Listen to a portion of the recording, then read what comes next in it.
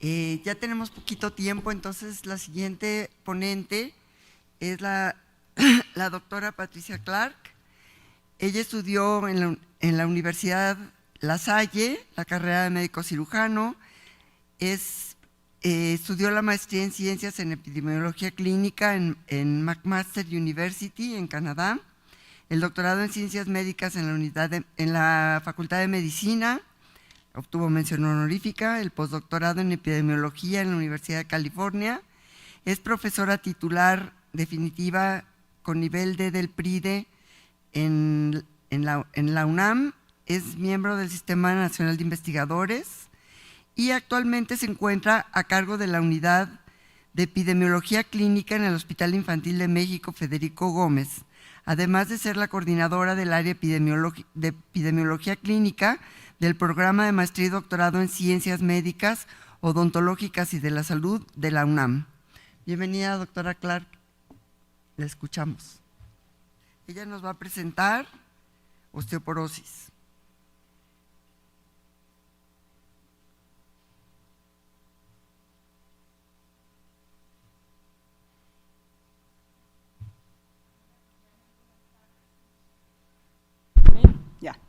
Muy buenas tardes, qué gusto estar con ustedes esta mañana en este evento de mujeres para mujeres y salud de la mujer. Y bueno, como nada más tengo 15 minutos, que son re poquitos, y me pusieron a hablar de osteoporosis posmenopáusica, me voy a ir así como más o menos rápido. Aquí está mi trayectoria, gracias a la doctora Sepúlveda por la fotografía, ella es la fotógrafa profesional, y vamos a ver la definición de osteoporosis rápidamente. Acuérdense ustedes que la osteoporosis, que es la enfermedad metabólica ósea más frecuente, se caracteriza básicamente por una disminución tanto de la cantidad como de la calidad del hueso, y lo pueden ver en esta diapositiva, en donde aquí vemos unas trabéculas gruesas con una perfecta interconectividad en un hueso normal, y estamos viendo el adelgazamiento de estas trabéculas y también las microfracturas que suceden cuando las mujeres tienen osteoporosis.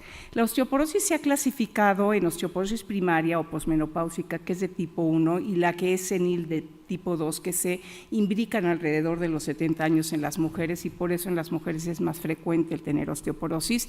Y la osteoporosis secundaria es aquella donde conocemos la etiología y es consecuencia de la manifestación de otras enfermedades o de múltiples fármacos que también le pegan al hueso y nos pueden provocar osteoporosis. Y la menopausia, pues recuerden ustedes que es natural, definida como el cese permanente de la menstruación de una mujer por un periodo de 12 meses, determinado retrospectivamente y sin otro factor patológico o psicológico que explique la amenorrea. ¿Y qué es lo que sucede que nos importa tanto para la osteoporosis?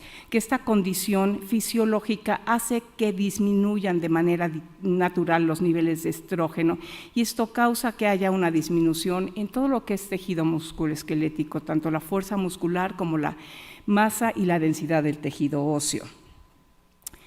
¿Cuáles son las funciones de los estrógenos? Bueno, son muchas y no voy a entrar más que las que a mí en este momento me interesan por la plática, que es la protección de hueso. Los estrógenos protegen el hueso e impiden la salida del calcio, y las células óseas tienen receptores de estrógenos. Es por esta razón que se llama, y es la más frecuente, la osteoporosis posmenopáusica, porque inmediatamente después del periodo de la menopausia empezamos a tener problemas. Fíjense ustedes, aquí les pongo la diferencia de las hormonas. Por ejemplo, cuando hay una disminución en los estrógenos, vean ustedes, en la premenopausia tenemos un estradiol de 400 microgramos cada 24 horas y una estrona de 180 microgramos cada 24 horas.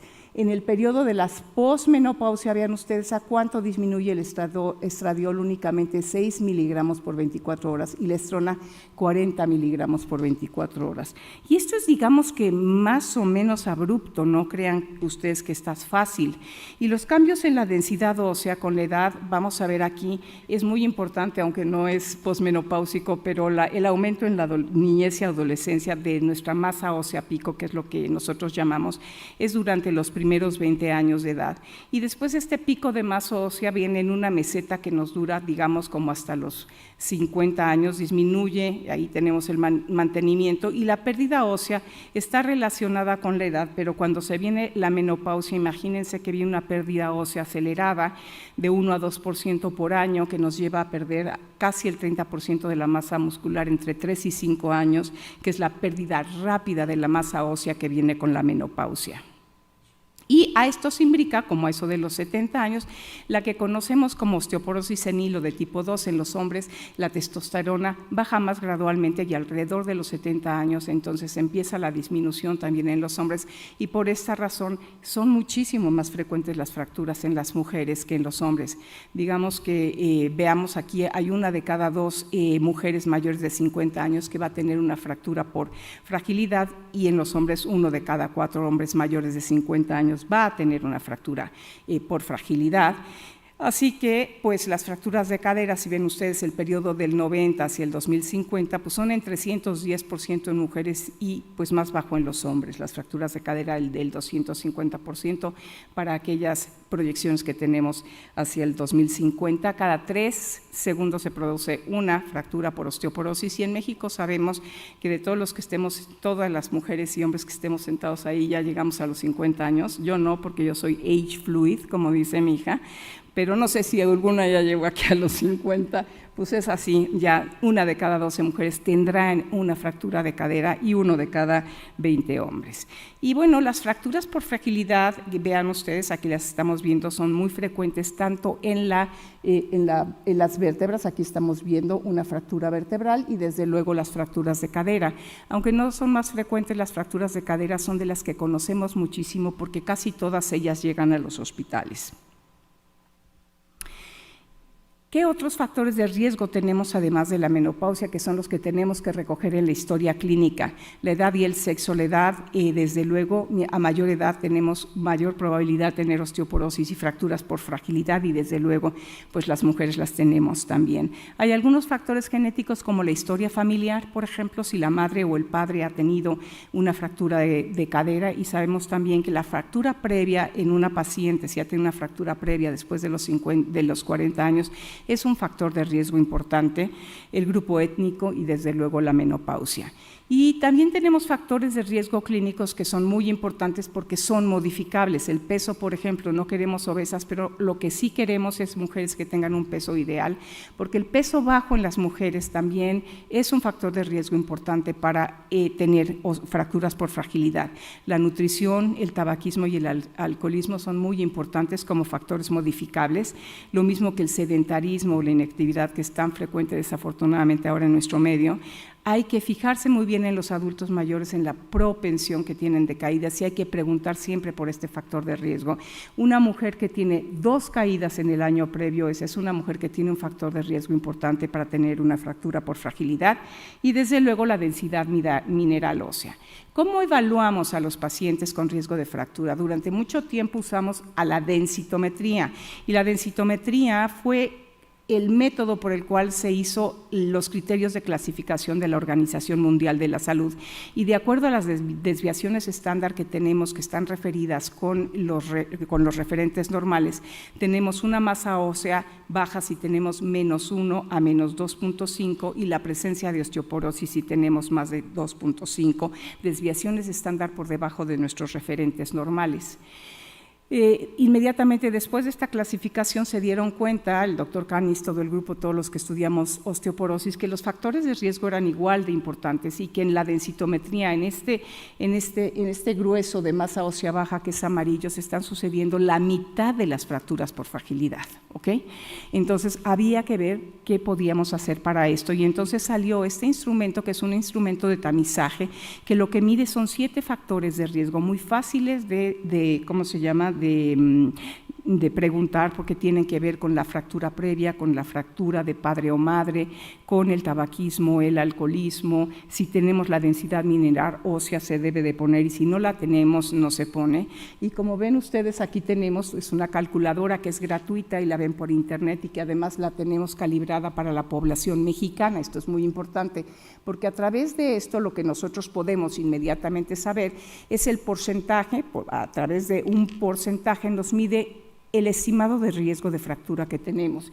Y entonces este pequeño porcentaje es el porcentaje que nosotros utilizamos y la gran ventaja del FRAX es que tengamos o no tengamos densitometría, podemos estimar el riesgo. A lo mejor el riesgo lo podemos estimar un poquitito mejor y tenemos más precisión si tenemos la densitometría, pero acordarnos que en nuestras instituciones públicas, por lo pronto, el densitómetro es muy poco, hay muy poquitos, entonces realmente no nos funciona.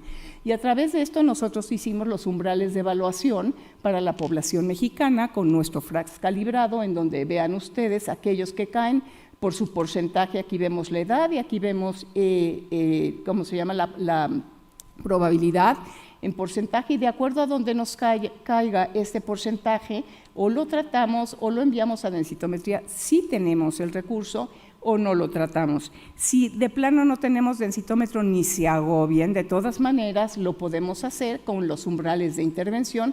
Todos aquellos que vengan en rojo, que caiga su porcentaje en rojo, serán pacientes que deben de tratarse, tener intervención y aquellos de no tratar son los que nos caen en el verde. Recientemente, hace un par de años, el doctor Canis y el grupo de Inglaterra también vio que había cosas importantes dentro de los factores. ¿Dónde ando? Ay, voy re rápido, ya me calmo, ¿verdad? Llevo apenas 5 minutos con 54 y tengo 15. Ay, es que le asusta uno el tiempo. Bueno, entonces ya me voy a ir un poco más lenta. Entonces, este position paper nos dice, bueno, dentro de los factores de riesgo que tenemos, fíjense ustedes que hay factores de riesgo que sabemos cosas muy importantes. Por ejemplo, la fractura previa. Entonces, la fractura previa no es lo mismo que sea un riesgo inminente, esto quiere decir fractura en el año previo o en 2 años previos, a que esta paciente haya tenido una fractura hace 4 años, ¿no? Y eso le da un factor de riesgo mucho más importante. Y así tenemos algunos otros factores de riesgo, como por ejemplo, en el FRAX, es sí o no dicotómico. ¿Y qué es lo que sucede? Que nosotros sabemos que nuestros pacientes que tienen glucocorticoides, la definición en el FRAX es aquellos que tienen 5 o más miligramos de prednisona o su equivalente por más de 3 meses, pero no es el mismo riesgo una paciente que tiene 40 miligramos por 3 meses que una paciente que tiene 5 miligramos por 3 meses. Entonces, lo que le faltaba al FRAX era esta situación en donde la situación era únicamente dicotómica y no había estos datos que son también importantes en cuanto al tiempo y en cuanto a la temporalidad y en cuanto a las dosis. Lo mismo sucede en el tabaquismo, no es lo mismo fumar un cigarro que fumar 20 cigarros al día. En el alcoholismo no es lo mismo tener 3 copas al día, que es la definición que nos da el FRAX, pues alguien que es medio teporochón y se echa un poco más de eso, ¿no? Además que hay una cosa muy interesante, que pues casi siempre decimos mentiras, ¿no? Cuando nos preguntan en la historia clínica cuánto tomamos. No, social, ¿no? Sabrá Dios qué quiere decir social, como 2 o 3, sí, como 2 o 3. Entonces, bueno, se está pensando ahorita en justamente quitar este factor de riesgo porque siempre se dice, no se da la información adecuada y poner ahora factores de riesgo en donde sí sabemos que es más fácil contestar y también poseen el mismo tipo de riesgo. Entonces, lo que hizo el doctor Canis, dije, no, pero ya me pasé, les quería enseñar cómo me regreso, aquí está. Entonces, con esta nueva categorización sabemos que hay pacientes, estos por ejemplo, que tuvieron una fractura inminente, pues son pacientes que tienen un riesgo mucho más alto que los demás, entonces necesitan un tratamiento a lo mejor un poquito más agresivo que los pacientes que nada más tienen, los pacientes que tienen riesgo muy alto necesitan realmente medicamentos diferentes que aquellos que tienen nada más riesgo alto o a los que les damos únicamente medidas generales. Entonces, esto es muy importante importante, ya lo tenemos también, como ustedes van viendo, en nuestra población mexicana, y estamos viendo la división entre el riesgo alto y el riesgo muy alto.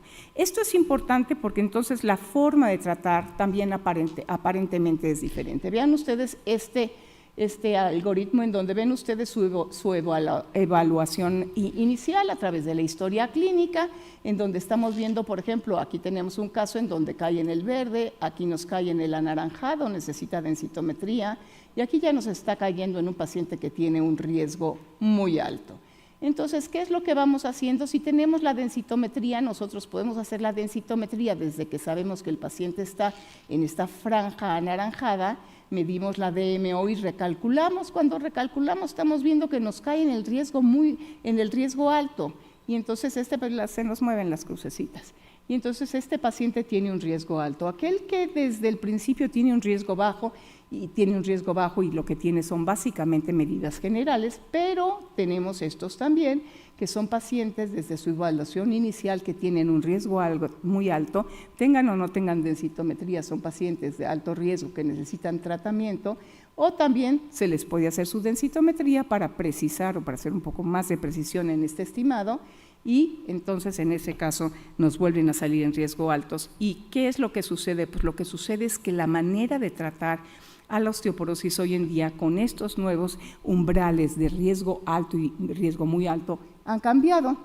Si tenemos pacientes que tienen riesgo bajo, vean ustedes que son pacientes que les vamos a dar un tratamiento de reemplazo hormonal, las ven más los ginecólogos, el SERM, y pues se preguntan o no se preguntan si en este momento todavía no les van a dar bisfosfonatos o ningún medicamento, les dan medidas generales y las hacen regresar dentro de un año.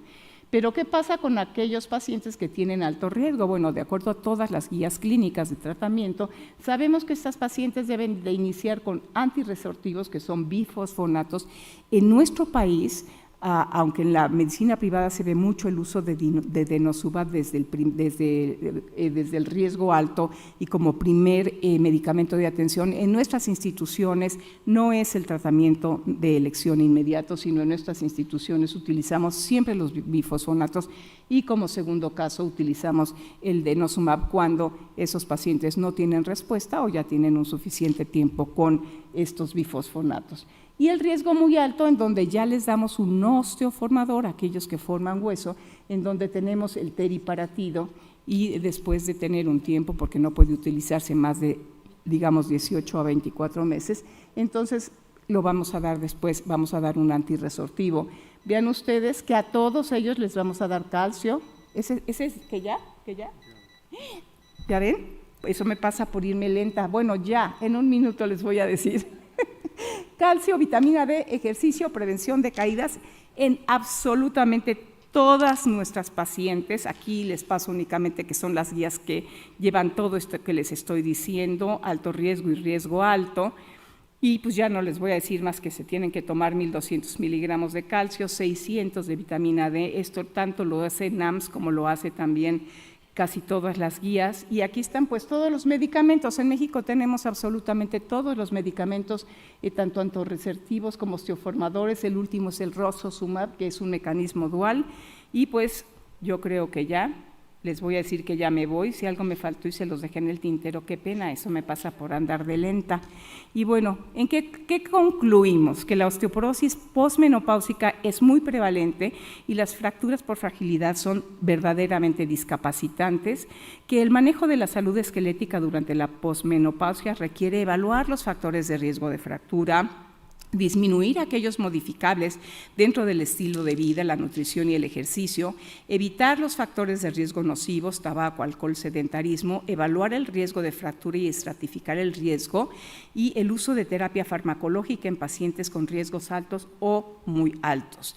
Y la osteoporosis pues requiere una buena historia clínica y la búsqueda de factores de riesgo, y ante el diagnóstico, esto es muy importante, de osteoporosis, el tratamiento es un tratamiento crónico y de por vida. Y pues muchísimas gracias por haberme escuchado y bye. Muchas gracias, doctora Patti Clark. Olvidé decirle que somos colegas en la Junta de Gobierno. Bueno.